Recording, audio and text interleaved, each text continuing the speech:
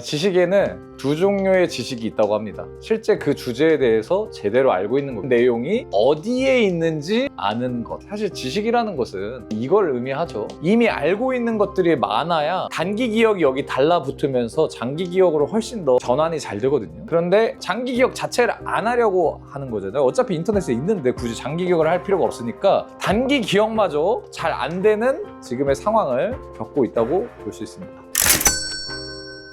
오늘은 생각하지 않는 사람들이라는 책에 대해서 리뷰해 보도록 하겠습니다. 일단 책을 소개하기에 앞서 제가 뇌과학에 대한 재밌는 얘기 하나 소개해 드리도록 할게요. 이런 실험이 있다고 해요. 피아노를 치는 상상을 하는 사람들이랑 그리고 피아노를 직접 치는 사람들의 뇌 상태 변화를 비교한 실험이 있다고 합니다. 근데 놀랍게도 피아노를 친 상상을 한 사람들과 피아노를 직접 친 사람들의 뇌 상태가 똑같았다고 해요. 그러니까 이 말이 의미하는 게 뭐냐면 여러분들의 상상이 물리적인 현실을 바꿀 수도 있다는 겁니다.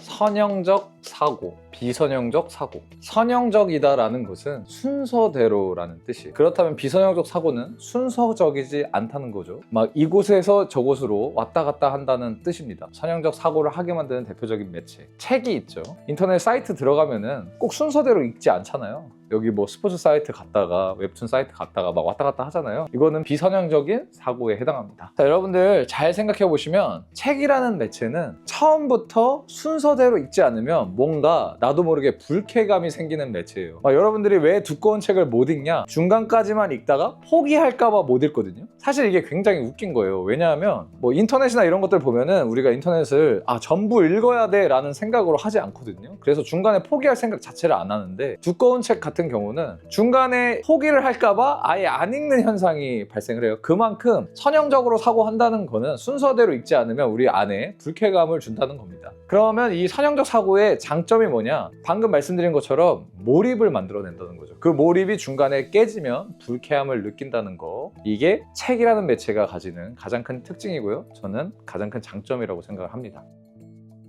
지금부터 제가 말씀드릴 내용이 이 책에서 중요한 부분인데요. 문제는 책이라는 매체를 사용하냐, 인터넷이라는 매체를 사용하냐에 따라서 여러분들의 뇌가 변한다는 건데요. 그러니까 도구, 사용하는 도구가 뇌의 변화를 만든다라는 거예요. 여러분들 니체 알고 계시죠? 니체가 말년에 글을 너무 쓰느라고 이제 손도 아프고 눈도 아파가지고 글쓰기가 매우 어려웠다고 해요. 몸 상태가 안 좋아서. 그런데 이때 마침 타자기가 개발이 된 겁니다. 그럼 니체 입장에서는 글 쓰는 게 편해졌으니까 얼마나 행복했겠어요. 근데 재밌는 게 니체가 타자기를 써서 글을 쓰자마자 니체의 글을 가장 사랑하는 가장 가까운 친구가 니체의 글이 변했다. 니체의 글이 훨씬 더 간결해졌다라는 것을 느꼈다고 합니다. 그러니까 사용하는 도구가 어떤 뇌의 상태를 변화시킬 수 있다는 것을 이 예시를 통해 언급을 하고 있는 거죠. 이 책에서.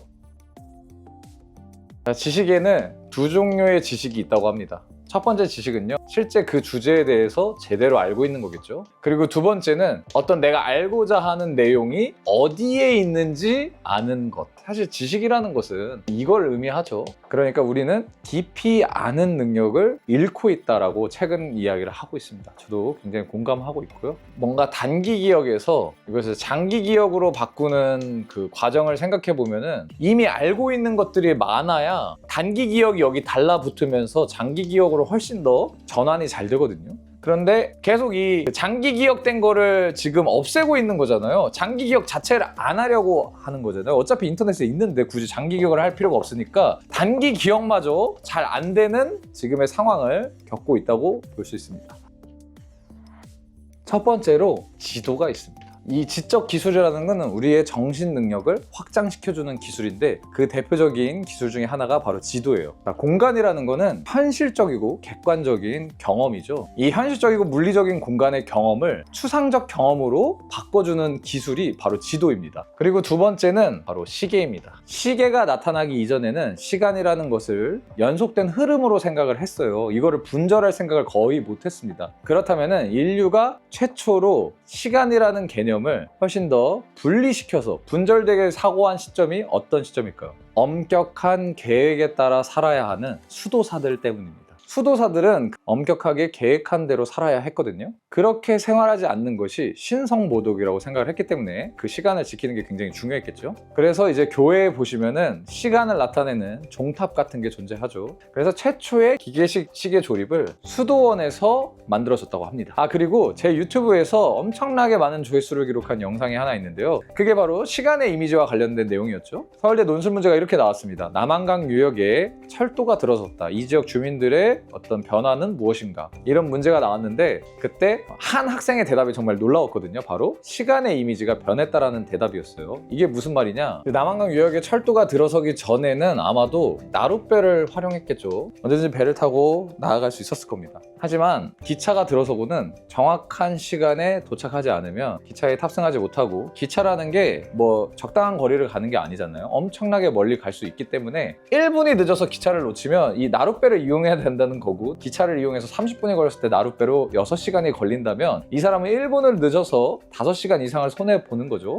그러니까 이 시간의 분절이 훨씬 더 분단위로 이루어지는 게 이 남한강 유역에 철도가 생긴 이후의 변화거든요. 산업혁명 하면은 제일 떠오르는 게 철도고, 산업혁명 당시에 눈에 띄는 건축물이 뭐냐? 시계탑이죠. 그 다음은 책이 있었을 수 있고요. 현재는 인터넷이나 스마트폰 같은 이런 도구들이 우리의 지적 능력을 향상시켜주고 있다는 거죠. 하지만 문제는 역시 도구가 우리의 뇌 상태를 변화시킨다는 거예요. 우리 인간은 방심하고 있다가 포식자들에게 잡아먹기 일쑤겠죠. 그렇기 때문에 깊이 읽는다는 능력을 갖기가 어려워요. 뭔가 하나에 몰입하고 있으면 죽을 확률이 큽니다. 근데 책이라는 게 등장하고 몰입하는 경험을 처음으로 하게 된 거예요. 그렇다면 인터넷은 우리의 어떤 지적 능력을 향상시켜줄까요? 바로 빠르게 뭔가를 훑고 중요한 거를 검색하는 능력을 훨씬 더 발전시켜줬습니다. 책이랑 인터넷이 상반된 능력을 가져다 주는 거 여러분들 느끼실 수 있죠. 하지만 우리 본능에 훨씬 더 가까운 매체는 뭔가요? 당연히 인터넷이겠죠. 아까 말씀드린 대로 우리는 야생에서 위험을 빠르게 감지하는 능력이 훨씬 더 중요했을 테니까요.